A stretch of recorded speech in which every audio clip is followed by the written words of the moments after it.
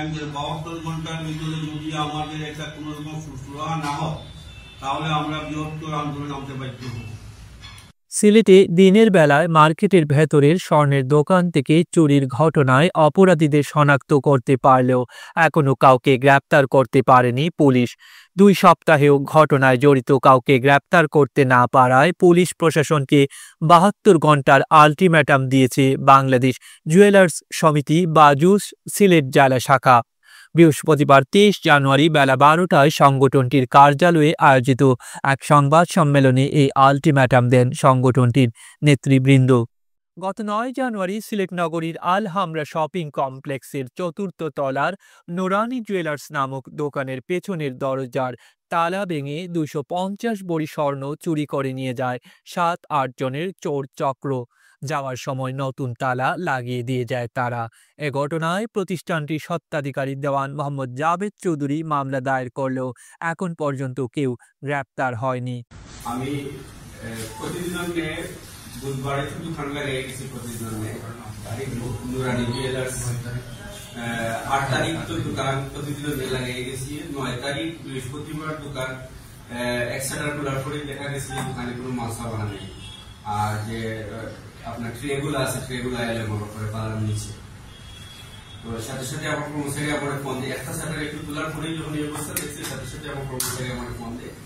আমার ফোন দেওয়ার পরে আমি সাথে সাথে দোকানে যাইয়া যখন দেখলাম যে দোকানে কোনো মাল সাবানা নাই, কোনো কিছু নাই, তখন আমার মার্কেটের যে আপনার কমিটি আছে বা আরো যে আমার আশপাশে যে ব্যবসায়ী বাইরে আছে সবাই তো আসলে মার্কেটের ইনচার্জ যিনি আছেন ওনাকে ফোন দিলাম, আসলেন।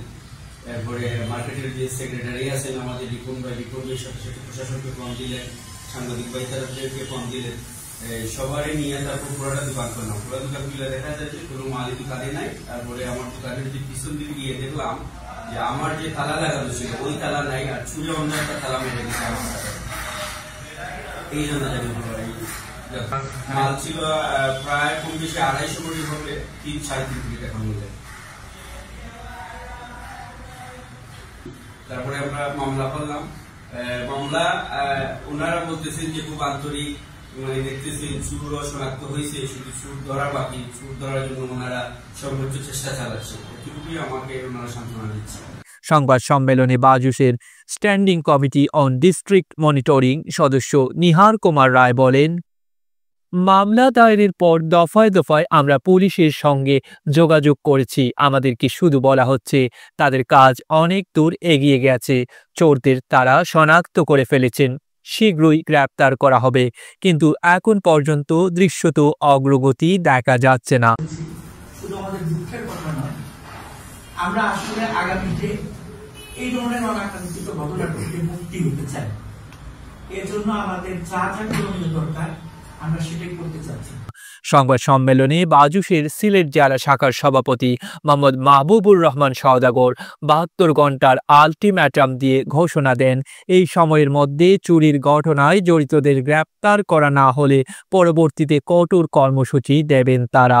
তাদের এই কর্মসূচির সঙ্গে সিলেটের ব্যবসায়ীরা একাত্মতা পোষণ করেছেন বলেও সংবাদ সম্মেলনে জানানো হয়।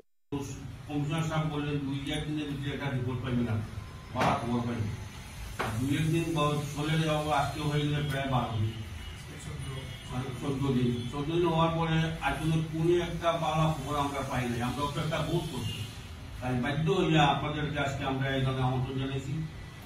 আমাদের সাথে সিলেট জেলা ব্যবসায়ী কল্যাণ পরিষদ, সিলেট জেলা বিভিন্ন মার্কেটের ব্যবসায়ী নেতৃবৃন্দ, বাংলাদেশ দোকান মালিক সমিতি, সিলেট এলাকার সবাই আমাদের সাথে আছে। ওনারা বলছেন আপনারা প্রথম একটা কর্মসূচি ঘোষণা করেছেন, প্রথম আমাদের কর্মসূচি ঘোষণা করে আপনাদের কর্মসূচিতে আমরা একতা ঘোষণা করব, পরবর্তীতে আমরা সবাই মিলে একটা বৃহত্তর কর্মসূচি দেব। আপনার সিলেটের দোকান মালিক সমিতি সহ যা দোকান সব বন্ধ করে একটা ঘোষণা দেবো আমরা। এই পরিপ্রেক্ষিতে আপনাদেরকে আমরা এখানে আমন্ত্রণ করেছি। একটা কিছু করতে হলে তো হুট করে করলে হয় না, সবাইকে জানাইয়া করতে হয়। তাই আমরা এখন কোনো উপায় না পাই, এখন আমরা বাধ্য হয়েছি কর্মসূচি ঘোষণা করার জন্য। আমরা একটা ভালো একটা সামান্যতম ভালো একটা রেজাল্ট পাইতাম, তাহলে তো আমরা এটা করা দরকার হবো না। কারণ আজকে আমাদের এখানে যে ভাই স্বর্ণ গেছে ওনার অস্তিত্ব শেষ। এখন প্রায় লাগে এখন তো কোনো 17 মিনিট পুরো অতিরিক্ত মানে মাল দেখে আমার আনকি থাকতে সোনাকে নিয়ে যায়। এগুলো তো চোখের সামনে যদি রাত্রে যে এত বড় মার্কেট একটা ঘটনা ঘটলো দিনের বেলা, তাও রাত্রে না 9:45 থেকে 10টা 10:20 ঘটনা ঘটলো, সেটা তো অবাক করা ব্যাপার। সিলেটে আমার মাঠে আমরা মনে করি, সবাই মনে করি যে একটা হাই সিকিউরিটি মার্কেট, আর এখানে তো এইসব ঘটনা কোনোদিনও ঘটে নাই, এই পতন ঘটেছে। তাই আমরা এখন আমরা কোনো উপায় না থেকে আমরা আগামী দিনে রাস্তা নামতে বাধ্য। আমাদের সাথে থাকবে দোকান মালিক সমিতি, ব্যবসায়ী কল্যাণ পরিষদ, সিলেটে যত মার্কেটের সভাপতি সেক্রেটারি আছেন সবার সাথে আমার আলোচনা হয়েছে, চেম্বারের সাথে মোটামুটি একটা আলোচনা হয়েছে, সবাই আমাদের সাথে রাখবে। আমরা আমার সাথে একটা ঘোষণা করছেন ওনারা, আমরা যে কমিটি ঘোষণা করবো ওনারা আমাদের সাথে রাখবে। বাদে ওনার সাথে নিয়ে আমরা পরবর্তী আকারে জানাবো। তাই আমি 72 ঘন্টা টাইম দিই, 72 ঘন্টার ভিতরে যদি আমাদের একটা কোন রকম সুরাহা না হয় তাহলে আমরা বৃহত্তর আন্দোলনে নামতে বাধ্য হব। পুলিশের ভাষ্য, চোরদের শনাক্ত করা গেছে, কিন্তু তারা বারবার স্থান পরিবর্তন করায় তাদের ধরতে ব্যাগ পেতে হচ্ছে। তবে শীঘ্রই গ্রেপ্তার করা সম্ভব হবে। গ্রেপ্তারের সর্বোচ্চ প্রচেষ্টা আছে, আমরা তাদেরকে শনাক্ত করছি, এখন যার শুধুমাত্র গ্রেপ্তারের অপেক্ষা, আর কিছু না। ডেস্ক রিপোর্ট, আধুনিক কাগজ।